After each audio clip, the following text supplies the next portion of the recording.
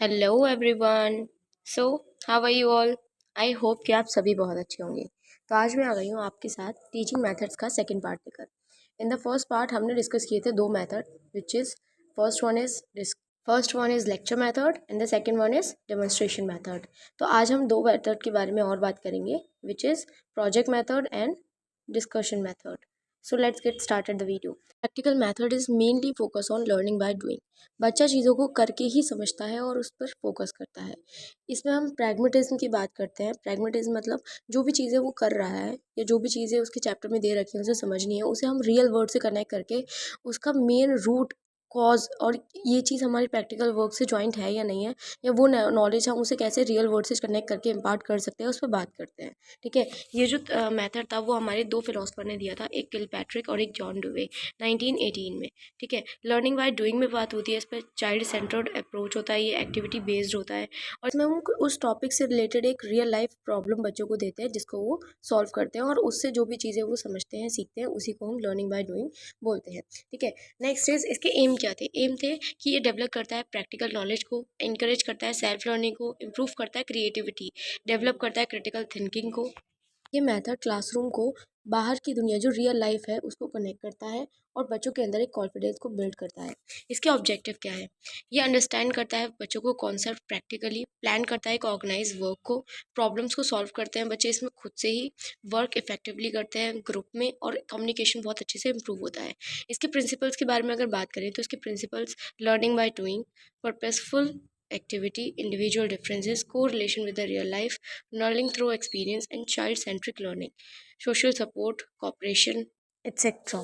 Now let's focus on the step by step process कि अगर हमें ये मेथड अपने क्लासरूम में इम्प्लीमेंट करना है तो क्या क्या चीज़ें हमें या कौन कौन से स्टेप लगेंगे। सबसे पहले तो हमें एक टॉपिक चूज़ करना है, उस टॉपिक पे बेस्ड हम कौन सा प्रोजेक्ट उन्हें करवाने वाले हैं, कौन सी एक्टिविटी करवाने वाले हैं, उस पर हम बात करेंगे। उसके बाद सेकंड स्टेप होता है उसको प्लान करना, यानी कि वहाँ वो जो हमारा प्रोजेक्ट है वो कहाँ पर प्लान करना है, किसी लैब में करना है, क्लासरूम में करना है, क्या क्या चीज़ें, क्या क्या मटेरियल हमें उस चीज़ के लिए चाहिए होंगे, इस चीज़ से बात करेंगे। थर्ड इज़ एग्जीक्यूशन, यानी कि हम बच्चों को पहले वो चीज़ करके दिखाएंगे, उसके बाद उनसे कहेंगे सेम चीज़ करने के लिए ताकि उन्हें जो जो चीज़ें हैं वो काफ़ी अच्छे से समझ में आए जब वो उसे खुद से करेंगे। लर्निंग बाय डूइंग यहाँ पे अप्लाइड होता है। फोर्थ इज़ एवेल्यूशन, जो भी प्रोजेक्ट या जो भी एक्टिविटी बच्चों ने उसमें की है उससे उसको क्या क्या पता चला, टीचर उनसे कुछ क्वेश्चन पूछेगा और फिर उससे आंसर प्रोवाइड होगा। एंड लास्ट हम प्रेजेंटेशन, यानी कि उस मेथड को किस तरह से हमने प्रेजेंट किया, क्या क्या चीज़ें हमें उसमें मेन फोकस करनी थी, क्या क्या चीज़ें हमने उससे सीखी, इसके अलावा उसे कैसे रिलेट कर सकते हैं। बहुत सारी चीज़ें होती है जो टीचर को उन्हें आखिर में बतानी होती है and this is the last step. Next is teaching add. इसमें कौन कौन से टूल्स हमारे यूज़ होते हैं। फॉर एग्जांपल हम चार्ट्स का यूज़ कर सकते हैं, मॉडल्स का यूज़ कर सकते हैं, मैप का यूज़ कर सकते हैं, ग्लोब का यूज़ कर सकते हैं, लेबोरेटरी मेटल्स का यूज़ कर सकते हैं। ठीक है, इसमें हम डिपेंड करेगा कि हम कौन से सब्जेक्ट के लिए इस पर्टिकुलर मेथड को चूज़ कर रहे हैं, उस पर बेस्ड हम उसके टूल्स यूज़ करेंगे। इसकी एडवांटेज क्या हो सकती है, बच्चे बहुत ज़्यादा इसमें इंटरेस्ट शो कर सकते हैं, लर्निंग बाय डूइंग वो उन्हें करके ज़्यादा अच्छा लगता है और ऐसे ही उनकी बहुत सारी एडवांटेजेस हो सकती हैं।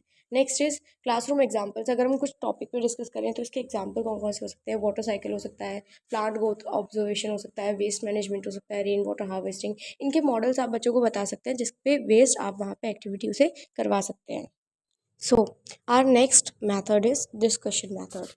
डिस्कशन मैथड हमें दिया था जॉन ड्यूबी ने, जो कि एक अमेरिकन फिलोसफर थे। इनका कहना था कि जितना ज़्यादा हम बच्चों को क्लास में डिस्कस करते हैं उतना ज़्यादा वो बच्चे उस चीज़ को समझते हैं।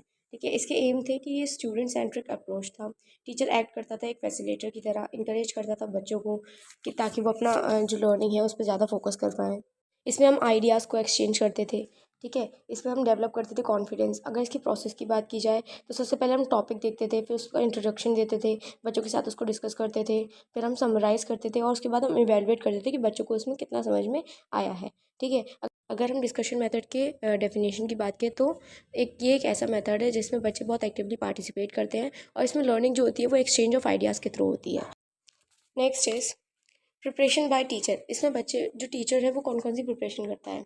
सेलेक्ट इंटरेक्टिंग टॉपिक, सबसे पहले तो उसे टॉपिक चूज़ करना होता है, फिर उसके ऑब्जेक्टिव्स क्या होते हैं वो चूज़ करना होता है। सीटिंग, यानी कि उनका जो इंटरेक्शन इस तरह से बेटर हो, उनको सर्कल में बैठाना है या जो भी प्रिपरेशन उसको करनी होती है वो वहाँ पे करता है। कौन कौन से क्वेश्चन हमें पूछने चाहिए, कौन से हमारे टूल्स यूज़ करने चाहिए, चार्ट्स यूज़ करना चाहिए, प्रेजेंटेशन यूज़ करना चाहिए, तो ये सारी प्रिपरेशन हमारे टीचर करते हैं। जैसे कि यहाँ पे एक एग्जांपल दिया हुआ है, टॉपिक है हमारा advantage and disadvantage of social media. तो टीचर यहाँ पे कुछ क्वेश्चन पूछता है, व्हाट इज सोशल मीडिया। तो बच्चे उसका आंसर देते हैं मल्टीपल तरीके से। ठीक है, what which social media app do you use, आप कौन सा सोशल मीडिया ऐप यूज़ करते हैं generally, YouTube shorts, Instagram, what ever it is. तो इस तरह से हमारी एक टू वे कम्युनिकेशन चलती है जिसमें बच्चे बहुत अच्छे से उसे समझते हैं। ठीक है, अगर हम इसके सब्जेक्ट की बात करें तो best subject moral values, general knowledge and language subject higher studies के लिए ज़्यादा बेनिफिशियल है। ठीक है, next is procedure of discussion method. हमारा क्या क्या प्रोसीजर हो सकता है। सबसे पहले हमें प्रिपरेशन करनी होती है अपने डिस्कशन मेथड के लिए, जिसमें हमें कौन कौन से क्वेश्चन पूछने हैं, कौन सा टॉपिक हमें लेना है, इन सब चीज़ों के बारे में बात करते हैं। नेक्स्ट इज इंट्रोडक्शन, कि हम किस तरह से अपने टॉपिक को इंट्रोड्यूस करेंगे बच्चों के सामने, वो इंटरेक्टिव होना चाहिए। नेक्स्ट इज डिस्कशन, कौन कौन से पॉइंट्स पे हमें अपने टॉपिक के बारे में डिस्कस करना है। वो पॉइंट्स हमारे बच्चों की एज के लिए अप्रोप्रिएट होने चाहिए, बच्चों की नॉलेज के अकॉर्डिंग होना चाहिए, बच्चों को उसके बारे में पता होना चाहिए। ठीक है, उन चीज़ों के बारे में हम इसमें तैयारी करते हैं। नेक्स्ट, इसके बाद जो टीचर होता है वो बच्चों से टू वे कम्युनिकेशन करके उनकी आइडियाज़ और अपने आइडियाज़ को एक दूसरे के साथ शेयर करता है। एंड एट द लास्ट जब हमारा टॉपिक क्लोज हो जाता है तो टीचर जो है बच्चों को उसके प्रोज एंड कॉन्स के थ्रू समराइज़ करता है अपने टॉपिक को, और लास्ट में इवेल्युएशन करता है कि बच्चों को इस टॉपिक से क्या क्या समझ में आया और कितना कितना समझ में आया। ठीक है, so I hope you like this video, and if it will be helpful for you, so please like, share and subscribe this channel.